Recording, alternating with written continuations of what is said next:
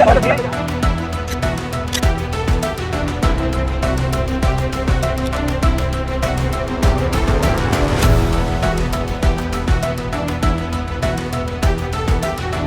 तरह से कोरोना की महामारी ने अपनों को अपनों से अलग कर दिया था, ठीक उसी तरह चुनाव आते ही सारे रिश्ते नाते लोग भूल जाते हैं।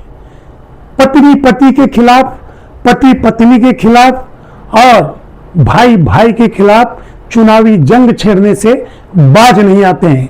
नमस्कार, मैं हूं जय सिंह और आप देख रहे हैं नमस्कार भारत, देश की आवाज। छपरा, काराकाट, मढ़ौर की सारी जो वहां के पार्टियों के कार्यकर्ता हैं, वो ये कह रहे हैं कि हमने जीवन भर पार्टी के लिए समर्पण की भावना से कार्य किया, लेकिन एक भोजपुरी स्टार अचानक से आता है और हमारा हक मारकर यहां से चुनाव लड़ता है। बाप रे बाप, बाप रे बाप, हम बर्बाद हो गए।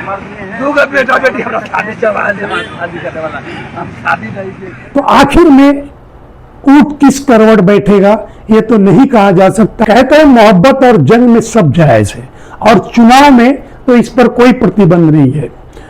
भोजपुर की लोक गायिका मैथिली ठाकुर जो अलीनगर से चुनाव लड़ रही है, भारतीय जनता पार्टी के कई कार्यकर्ताओं ने, विधायकों ने उनका विरोध किया था। इसके बावजूद भारतीय जनता पार्टी उन्हें अलीनगर, जो उनके मामा का गृह जनपद है, वहां से चुनाव लड़ रही है।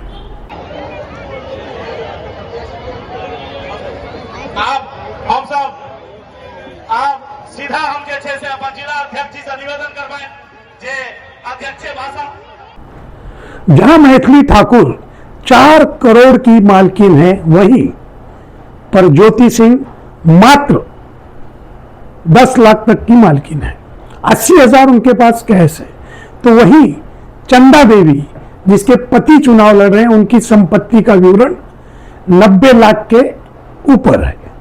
अब यहां देखना एक चीज यह है कि जिस तरह से ज्योति सिंह ने पवन सिंह का नाम अपने शपथ पत्र से गायब किया, अगर आपको याद हो कि भारतीय जनता पार्टी ने जब पावर स्टार पवन सिंह को आसनसोल से टिकट दिया था और बाद में विवाद होने के बाद वो टिकट वापस ले लिया और फिर जब उनको टिकट नहीं दिया गया तो उन्होंने इसी काराकाट लोकसभा से निर्दलीय चुनाव लड़ा और उन्होंने भी अपना शपथ पत्र दाखिल किया था।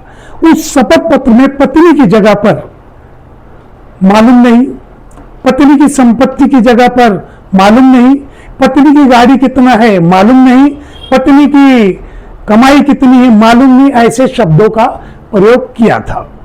उसका बदला लेते हुए ज्योति सिंह ने भी अपने शपथ पत्र में पवन सिंह को गायब कर दिया है।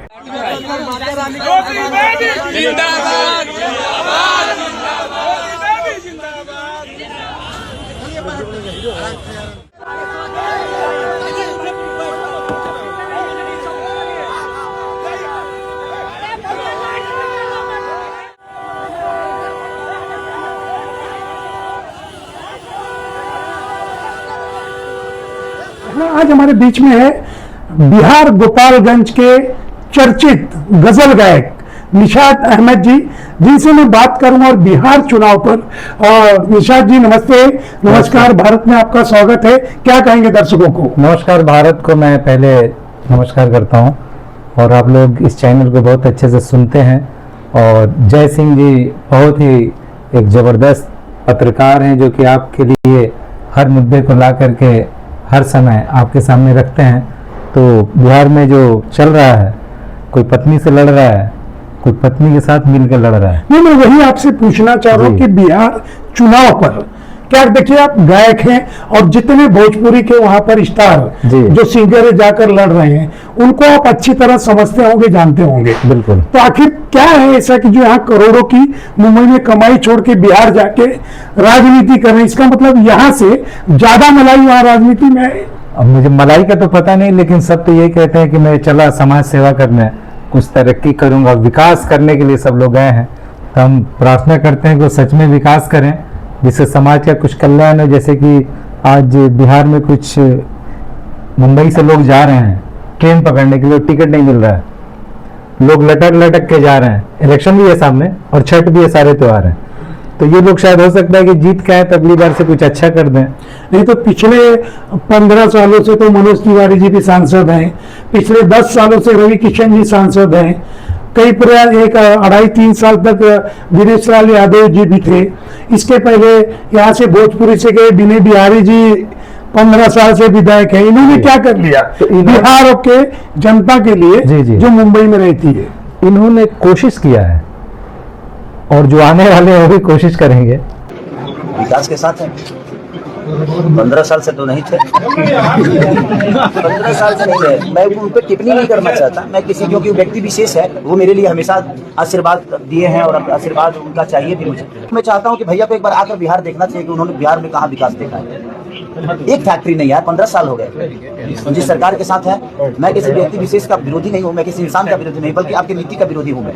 आप जो सोचते हो, आप 15 साल, आपके 20 साल आपके हाथ में चीजें रही, आप वहां भी रहे, आप यहाँ भी रहे, उसके बावजूद भी एक फैक्ट्री तक नहीं लगी हमारे बिहार में कि कम से कम कुछ तो राहत मिले।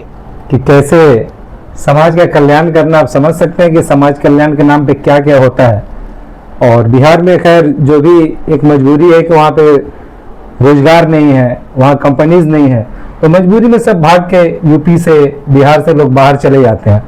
और बहुत से लोग आते हैं, सपने दिखाते हैं कि हम ये करेंगे वो करेंगे, लेकिन आज तक कुछ हुआ नहीं। एक रोड के सिवा बिहार में कुछ बना नहीं है। एक जन स्वराज पार्टी है, उससे एक भोजपुरी के स्टार हैं जो लड़ रहे, जिनका नाम है रितेश पांडे जी। वो वहां पर जाकर चर्चा कर रहे हैं कि क्या हमने मुंबई और महाराष्ट्र का ठेका लिया है कि बिहार के लोग यहाँ जाएं, हम जीत के आएंगे तो यहाँ पे विकास करेंगे, कंपनियां लगवाएंगे। तो मुंबई से लोग जाएंगे वहां पे कमाने? मुंबई में जो रहते हैं वो वहां जाएंगे और बिहार से मुंबई नहीं आएंगे। अच्छा। क्योंकि यहाँ पर कुछ लोग उनको मारते हैं। हमारे युवाओं को बिहार में रोजगार नहीं मिलता है। हमारे युवा दिल्ली बंबई में जाकर ठोकर खाते हैं, नौकरी करते हैं। महाराष्ट्र में देखिए, कहा जा रहा है बिहार के लड़कों से कि आप मराठी बोलिए। कहाँ से मराठी बोलेंगे, कहाँ से मराठी बोलेंगे? तो जो नहीं मराठी बोल पा रहा है उसको मारा जा रहा है, पीटा जा रहा है। और आज से पहले नेता हमारे बिहार में कहते हैं कि बिहारी नहीं जाएगा दिल्ली बंबई तो दिल्ली बंबई बंद हो जाएगा। अरे तो हम लोग ठेका लेके रखे हैं बिहार के लोग दिल्ली बंबई को चलाने का। हम लोग को रोजगार चाहिए अपने बिहार में। हम लोग कोई ठेका नहीं लेके रखे दूसरे राज्यों को चलाने का। हम लोग अपने बिहार को बढ़ाएंगे, बिहारी का कर्तव्य निभाएंगे। अच्छा, तो वो जाकर वहाँ कंपनी लगा देंगे जी।